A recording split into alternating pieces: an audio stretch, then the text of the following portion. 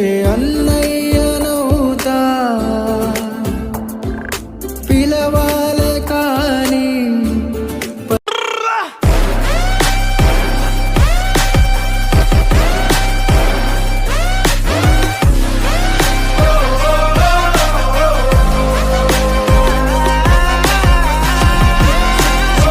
చరఖాయంత్రం చూపించి స్వదేశీ సూత్రం నేర్పించి నూలు పోగుతో మదపుటేనుగల బంధించాడు రజాతి పిత ప్రస్తమిల్సని రాజ్యానికి పడమర దారిని చూపిన క్రాంతి.